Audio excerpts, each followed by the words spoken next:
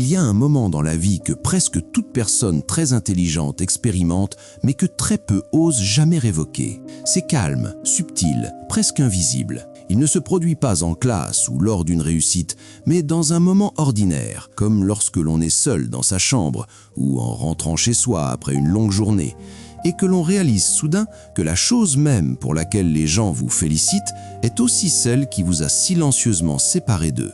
Vous pensez différemment, vous observez différemment, vous comprenez les choses plus vite que vous ne pouvez les processus émotionnellement. Et au début, cela semble être un don, cela semble être comme si le monde vous avait offert cette lentille supplémentaire, ce sens aiguisé. Mais avec le temps, vous commencez à remarquer quelque chose d'étrange, quelque chose de lourd, quelque chose que personne ne vous a averti. Plus votre esprit devient affûté, plus la vie vous semble solitaire. Parce que l'intelligence ne se résume pas à résoudre des problèmes, c'est voir tout. Les schémas, les motifs, les contradictions, les tensions silencieuses, souvent avant que quiconque ne les remarque. Et lorsque votre esprit avance plus vite que le moment présent, cela crée un espace silencieux entre vous et le reste du monde. Pas parce que vous le souhaitez, mais parce que votre cerveau est toujours 2 pas devant, imaginant des possibilités, prédisant des issues, questionnant des minifications que la plupart des gens ne prennent jamais le temps de considérer. C'est comme vivre dans une pièce pleine de conversations, tandis que votre esprit se tient juste à l'extérieur de la porte, écoutant, analysant, observant, mais ne pénétrant jamais tout à fait à l'intérieur. Si vous êtes quelqu'un qui a toujours été décrit comme brillant, doué, perspicace ou mature pour votre âge, vous connaissez peut-être exactement ce que cela ressent. Et peut-être n'avez-vous jamais trouvé les mots pour le décrire, car la société célèbre l'intelligence si bruyamment qu'il semble presque malvenu d'admettre qu'il en coûte. Mais il y a un coût silencieux, un coût caché, et il se manifeste de manière que vous pouvez ressentir profondément même si vous ne le nommez jamais. Peut-être se manifeste-t-il par la pression de comprendre tout de suite tout, ou l'attente que vous devriez toujours prendre les bonnes décisions simplement parce que vous en savez plus, ou cette frustration silencieuse que vous ressentez lorsque vous expliquez quelque chose un peu trop vite et que les gens vous regardent comme si vous parliez une autre langue.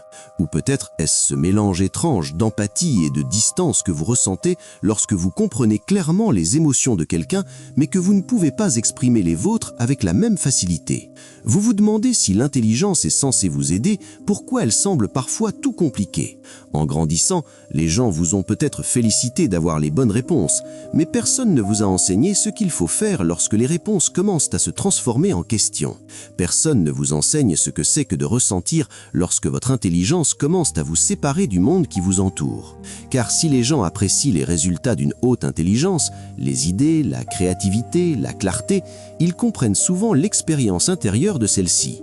La vérité est que les personnes très intelligentes portent souvent des fardeaux invisibles, comme le fardeau de trop penser. Pas parce que vous le voulez, mais parce que votre esprit ne sait pas comment s'arrêter. Le monde entre en vous à plein volume. Quelques petits détails, chaque subtil changement de ton, chaque implication cachée, votre cerveau les collecte instinctivement, comme un filet attrapant des feuilles dans un fleuve. Et avant que vous ne vous en rendiez compte, vous traitez des choses que la plupart des gens ignorent. Vous remarquez quand quelqu'un hésite avant de parler. Vous sentez quand quelqu'un est mal à l'aise, même s'il sourit. Vous repérez des schémas dans le comportement des gens sans essayer. Et parfois, vous souhaiteriez ne pas le faire, car une fois que vous voyez quelque chose, vous ne pouvez plus ne pas le voir. Une fois que vous comprenez, vous ne pouvez plus retourner à l'innocence. L'intelligence n'ajuste pas votre esprit, elle aiguise votre conscience, même dans des moments où la douceur aurait été plus aisée. Et puis il y a le fardeau d'être mal compris. Vous expliquez quelque chose et les gens disent que vous suranalysez. Vous partagez une idée et les gens disent que c'est trop compliqué. Vous essayez de simplifier et cela sonne toujours comme si vous parliez d'un endroit qu'ils ne peuvent tout à fait atteindre. Après un certain temps, vous commencez à rétrécir partie de vous-même juste pour vous fondre. Pas parce que vous voulez assombrir votre esprit, mais parce que de devoir toujours ralentir vos pensées pour correspondre au monde qui vous entoure devient épuisant. Vous finissez par apprendre à vous traduire. Et cette traduction devient une compétence que vous n'aviez jamais l'intention de maîtriser. Mais voici quelque chose que beaucoup ne réalisent jamais. Plus votre intelligence est élevée, plus vous êtes susceptible de ressentir quelque chose appelé isolement cognitif. Ce n'est pas un isolement émotionnel, pas un isolement social. C'est le sentiment de vivre de l'intérieur vers l'extérieur. de voir le monde se déplacer à un rythme qui ne correspond pas au vôtre. C'est le sentiment silencieux que votre esprit est toujours ailleurs, pensant en spirale au lieu de rigne, questionnant même les choses que la plupart des gens considèrent simples, ressentant deepement, même quand vous restez silencieux. C'est le sentiment d'être toujours légèrement déphasé par rapport au monde qui vous entoure. La plupart des personnes très intelligentes ne luttent pas pour comprendre, ils luttent pour appartenir. Ils luttent pour se défaire de l'instinct d'analyser tout ce qu'ils ressentent. Ils luttent sous la pression d'être toujours celui qui peut. Ils luttent avec la peur que s'ils montrent de la confusion ou de l'incertitude, ils décevront les attentes que les autres ont construites autour d'eux. Et ils luttent avec la vérité silencieuse que l'intelligence ne rend pas la vie plus simple, elle rend juste la vie plus claire. Et la clarté est souvent la chose qui fait le plus mal. Parce qu'une fois que vous voyez le monde avec trop de clarté, ses contradictions, ses défauts, ses inconsistances, il devient plus difficile de vivre à la surface. Vous enfoncerez toujours plus profond, penserez plus profond, ressentirez plus profond. Vous devenez la personne à qui les gens viennent demander conseil, mais rarement la personne que les gens comprennent vraiment. Et parfois, la chose la plus intelligente en vous devient celle qui vous empêche de dormir la nuit.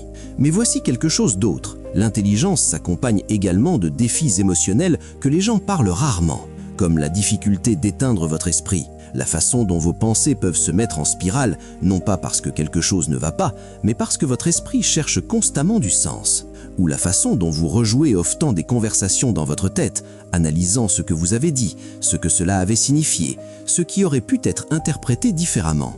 Parfois, vous n'êtes pas du tout anxieux, vous pensez simplement à une profondeur que les gens confondent avec anxiété. Il y a également la pression cachée du potentiel. Quand les gens vous disent que vous êtes capable, talentueux, doué, ces mots ne se posent pas doucement. Ils deviennent des expectatives, des portes que vous êtes censé franchir, des normes que vous êtes censé maintenir. Et lorsque vous n'éteignez légèrement, vous ressentez le poids de cet écart plus intensément que n'importe qui. Parce que les personnes très intelligentes ne craignent pas l'échec comme les autres. Ils craignent de ne pas répondre à ce qu'ils croient pouvoir devenir. Et cela mène à une sorte de perfectionnisme auto-imposé, une norme interne silencieuse qui amplifie même les petites erreurs. Lorsque vous comprenez les choses rapidement, les gens assument que vous comprendrez tout rapidement. Lorsque vous êtes bon dans quelque chose, les gens assument que vous serez bon dans tout. Et soudain, l'intelligence devient moins un trait et plus une obligation. Mais en milieu de tous ces coups ficelés, le plus douloureux est peut-être la façon dont l'intelligence façonne votre monde émotionnel. Non pas en vous rendant froid ou détaché, tout le contraire. Beaucoup de personnes très intelligentes ressentent les émotions intensément. Ils les expriment juste différemment. Ils intellectualisent ce qui fait mal, ils rationalisent ce qui les effraie, ils analysent des sentiments qui auraient été plus simples à ressentir. Et ce n'est pas parce qu'ils manquent d'émotions, c'est parce qu'ils ressentent trop pour les montrer facilement. Vous savez pourquoi vous ressentez quelque chose longtemps avant de savoir comment y faire face. Vous pouvez expliquer votre tristesse avant de pouvoir l'adoucir. Vous pouvez décrire votre solitude avant de pouvoir la calmer. Et ainsi, vous vivez dans un esprit qui ressent tout clairement, mais traite tout seul. Cela crée un étrange paradoxe. Plus vous êtes intelligent, plus il devient difficile de demander de l'aide, parce que vous avez été le solveur de problèmes toute votre vie, la personne responsable, celle qui trouve des solutions. Et même quand vous avez besoin d'aide, une partie de vous murmure « vous devriez pouvoir gérer cela tout seul ». Mais l'intelligence n'élimine pas les besoins humains, il n'efface pas le désir, il ne vous rend pas immunisé à la confusion, à la peine de cœur, au doute ou à la peur. Il vous donne juste plus de mots pour les décrire. Et parfois, plus de mots rendent les sentiments plus complexes, pas moins. Il y a également cette douleur silencieuse que les personnes très intelligentes admettent rarement. Le désir de quelqu'un qui vous comprenne sans que vous n'ayez à vous simplifier. Quelqu'un qui peut suivre vos pensées sans ralentir. Quelqu'un qui écoute non seulement vos mots, mais le sens qui les sous-tend. Quelqu'un qui se sent comme un foyer pour votre esprit, non seulement pour votre cœur. Vous n'avez pas besoin de quelqu'un d'aussi intelligent, vous avez juste besoin de quelqu'un qui soit prêt à rencontrer votre profondeur au lieu de la craindre. Mais pour beaucoup, ce type de connexion semble rare. Et lorsque quelque chose est rare, vous commencez à vous demander s'il est même possible. Pourtant, même avec tout cela, malgré la solitude, la pression, la complexité émotionnelle, il y a quelque chose de profondément humain dans l'expérience d'une haute intelligence. Parce qu'en dessous de chaque pensée rapide, de chaque idée, de chaque observation, de chaque moment silencieux de suranalyse, il y a une personne qui fait de son mieux pour naviguer un monde qui n'a pas été conçu pour la profondeur. Vous n'êtes pas trop, votre esprit n'est pas un fardeau, vos pensées ne sont pas un inconvénient. Ils sont simplement le reflet d'un cerveau qui se sent vivant d'une façon qui peut parfois vous submerger. Un cerveau qui voit le monde avec netteté et douceur en même temps. Un cerveau qui a passé des années à essayer d'équilibrer l'entendement et l'appartenance. Et même si personne ne vous l'a jamais dit directement, la vérité est qu'il n'y a rien de mal avec vous. Ce que vous ressentez est la réalité d'un esprit complexe vivant dans un monde simple. Et il y a plus à cette histoire, beaucoup plus, car le coup caché d'une haute intelligence ne vient pas seulement de la façon dont les autres vous voient, il vient aussi de la façon dont vous vous voyez. Il vient un moment dans la vie de toute personne très intelligente où elle réalise que sa plus grande mécompréhension ne vient pas du monde qui l'entoure, mais d'elle-même. Parce que pendant des années, vous avez peut-être supposé que l'intelligence devait rendre tout plus clair, plus simple, plus facile. Mais la vérité est que plus vous comprenez, plus vous devenez conscient de tout ce qu'il reste à comprendre. L'intelligence n'agrandit pas le monde, elle l'agrandit. Et parfois, cet agrandissement se sent comme se tenir devant un vaste paysage, incapable de décider où poser le pied. Vous commencez à voir des possibilités partout. Chaque chemin a 10 autres qui en divergent. Chaque décision ouvre une douzaine de nouvelles questions. Chaque nouvelle idée mène à des couches plus profondes que vous n'auriez pas attendues. Et tandis que cette curiosité fait partie de ce qui rend votre esprit extraordinaire, elle peut aussi devenir une source silencieuse de submersion. Vous commencez à ressentir non pas la pression de choisir mal, mais la pression de choisir du tout.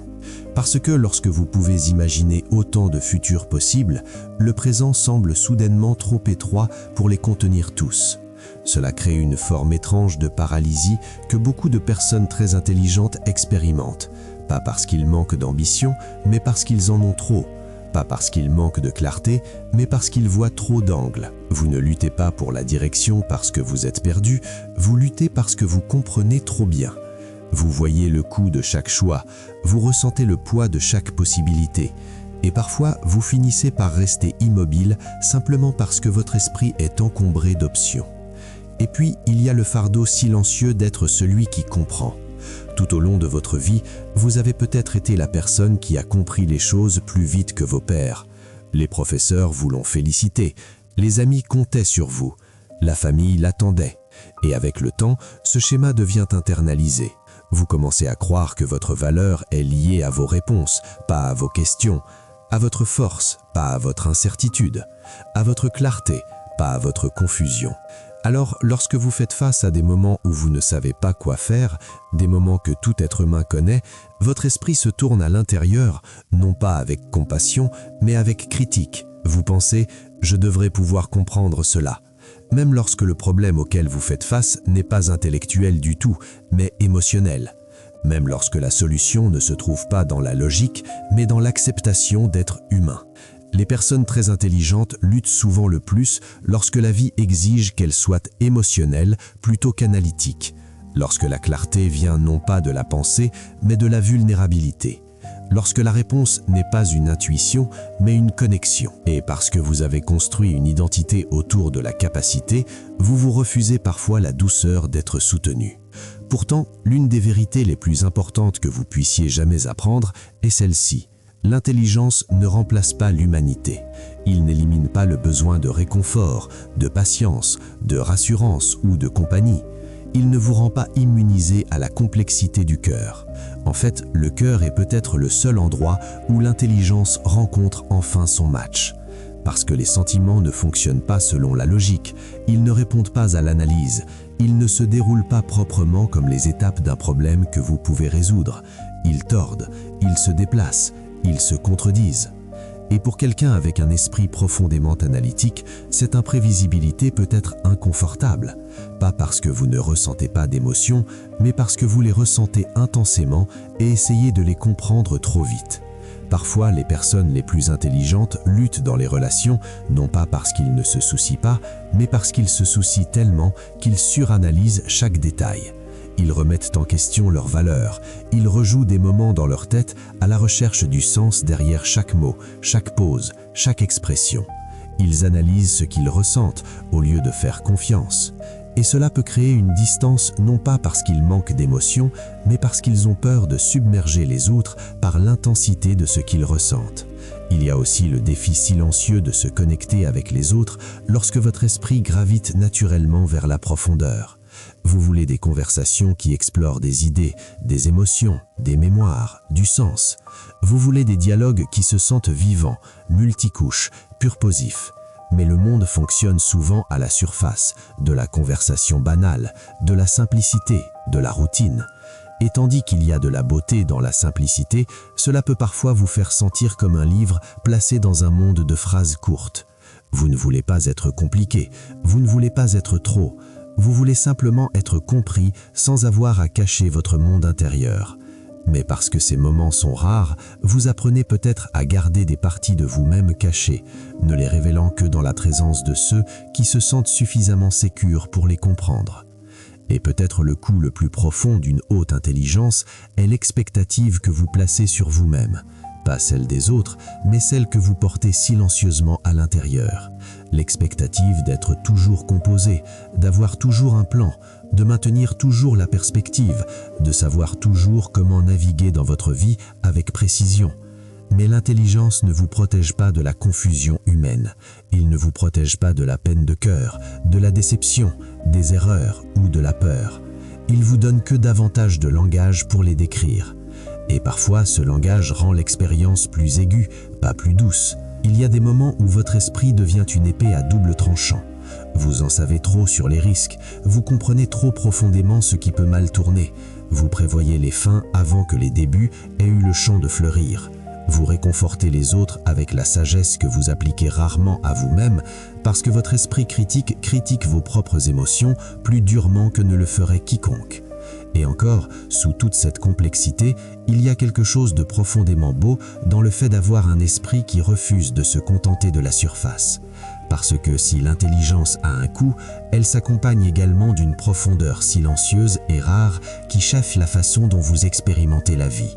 Vous remarquez la beauté dans les choses que les autres ignorent, les petits détails dans les conversations, les vérités non dites qui se cachent derrière le sourire de quelqu'un, la façon dont un moment peut changer la journée entière d'une personne. Vous voyez du sens dans les schémas, les histoires et les regards, des leçons dans les erreurs. Vous ressentez le monde non pas comme une série d'événements, mais comme un paysage de connexion. Vous portez de l'empathie non pas en vagues, mais en océan entier. Et cette profondeur, bien que parfois écrasante, vous donne accès à un type d'insight qui peut non seulement changer votre vie, mais celle des autres aussi. Les personnes très intelligentes deviennent souvent les observateurs silencieux, les penseurs profonds, ceux qui ressentent le monde intensément et transforment ce sentiment en incertitude. Et cependant, beaucoup d'entre eux portent une crainte silencieuse, la peur que leur esprit les sépare trop, la peur qu'ils soient destinés à traverser la vie légèrement seuls, la peur que la profondeur soit une distance plutôt qu'un pont. Mais cette affaire est rarement exacte. Le monde a besoin de gens qui pensent comme vous, de gens qui questionnent, qui imaginent, qui comprennent les complexités que les autres ignorent. Le monde a besoin d'esprits qui portent à la fois de la sensibilité et de la clarté, de la logique et de l'émotion, de la conscience et de la compassion. Le véritable défi n'est pas de devenir moins intelligent, c'est de devenir plus doux avec vous-même, de permettre à votre esprit d'être un outil pour comprendre, non pas une arme pour l'autocritique, de laisser votre profondeur être une porte vers la connexion, non pas une raison de se retirer. Parce que voici la vérité, l'intelligence n'est pas destinée à isoler, il est destiné à illuminer. Il est destiné à vous aider à voir le monde plus clairement afin que vous puissiez l'expérimenter plus pleinement. Il est destiné à vous aider à comprendre vous-même afin que vous puissiez avancer dans la vie avec plus de but. Il est destiné à vous aider à naviguer vos émotions, non pas à les éviter. Mais il y a un autre coup caché qui n'est rarement évoqué, le coup d'être très conscient dans un monde qui préfère souvent la simplicité. Lorsque votre esprit voit naturellement des schémas et des implications, vous devenez sensible à des choses que les autres ignorent. Vous remarquez des inconsistances, des changements émotionnels, des tensions non dites. Et bien que cette conscience soit une force, elle peut aussi être épuisante lorsque le monde expecte que vous acceptiez les choses à face value. Il y aura des moments où votre compréhension vous fera sentir plus âgé que votre âge, des moments où vous vous sentirez comme si vous aviez vécu plusieurs vies émotionnelles dans une seule journée, des moments où votre empathie semble trop grande pour votre propre cœur, des moments où vos pensées semblent trop fortes pour le moment présent. Mais tout cela ne signifie pas que vous êtes difficile ou détaché. Cela signifie que votre esprit est éveillé. Cela signifie que votre cœur est engagé. Cela signifie que vous ne traversez pas la vie à moitié conscient. Vous êtes pleinement présent, même dans les moments qui vous défient. Et peut-être la vérité la plus guérissante que vous puissiez abrasser, c'est que l'intelligence n'exige pas de perfection. Il n'exige pas de certitude. Il n'exige pas d'un contrôle constant. Parfois, la chose la plus forte qu'un esprit brillant puisse faire est de lâcher prise, lâcher la pression, lâcher les expectatives, lâcher la croyance que vous devez toujours être en avant. Parce que le véritable gain de l'intelligence n'est pas de penser plus vite que les autres, c'est de voir plus profondément que le moment. C'est de reconnaître du sens là où les autres voient de la routine. C'est de comprendre les émotions avec une clarté qui peut vous aider à grandir, non pas juste à analyser. Vous n'avez pas à porter le monde seul juste parce que vous le comprenez plus clairement. Vous n'avez pas à résoudre chaque problème juste parce que vous le voyez avant les autres. Vous n'avez pas à cacher votre profondeur juste parce qu'elle est rare. Vous êtes autorisé à ralentir. Vous êtes autorisé à vous sentir incertain. Vous êtes autorisé à être humain dans les endroits où votre esprit vous a fait sentir responsable. Dans les moments de doute, rappelez-vous cela. L'esprit que vous avez n'est pas un fardeau, c'est une lanterne. Il éclaire des choses que les autres pourraient ignorer. Il vous montre des possibilités que les autres n'envisagent pas. Il révèle des vérités qui vous aident à naviguer votre chemin avec une plus grande conscience. Et bien que cette lumière rende parfois le monde plus lourd, elle vous permet également de voir la beauté avec un niveau de détail que peu de gens expérimentent jamais.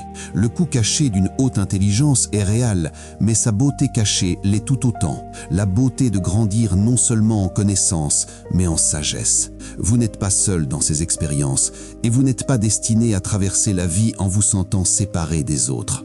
Le monde est plein de gens qui pensent profondément, qui ressentent intensément, qui questionnent leur place, qui cherchent un sens. Vous ne les verrez peut-être pas toujours, mais ils existent. Et lorsque vous les rencontrerez, que ce soit dans des amitiés, des relations, ou même dans de petits moments passagers, vous réaliserez que l'intelligence n'isole pas pour toujours. Elle attire des esprits qui résonnent avec le vôtre, même silencieusement. Et lorsque cela se produit, quelque chose d'extraordinaire se déroule. Vous commencez à voir que votre intelligence n'était jamais la chose qui vous séparait.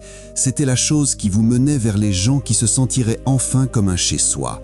Parce que la vérité ultime est celle-ci. Le coût d'une haute intelligence est réel, mais la récompense l'est tout autant. Et cette récompense est la capacité de vivre une vie remplie de profondeur, de sens, de curiosité, de connexion et d'une conscience profonde de ce que signifie être humain. Votre esprit n'est pas un poids, c'est un don, un rare, un remarquable, un qui vient avec de la complexité, mais aussi avec une beauté immense. Et à mesure que vous avancerez, la plus grande transformation viendra non pas d'essayer de changer votre esprit, mais d'apprendre à lui faire confiance, d'embrasser la façon dont il pense, d'honorer la façon dont il ressent, de lui permettre d'être à la fois analytique et émotionnel, à la fois logique et sensible, à la fois structuré et libre. Parce que finalement, l'intelligence n'est pas d'être avancé sur les autres, c'est d'être aligné avec vous-même. Et une fois que vous comprenez cela, le coup caché commence à se sentir moins comme un fardeau et plus comme un chemin vers une vie plus profonde, un chemin vers un soi plus vrai, un chemin vers un monde où votre esprit n'est pas quelque chose que vous portez seul, mais quelque chose que vous partagez doucement, authentiquement, courageusement avec les gens qui l'apprécient le plus.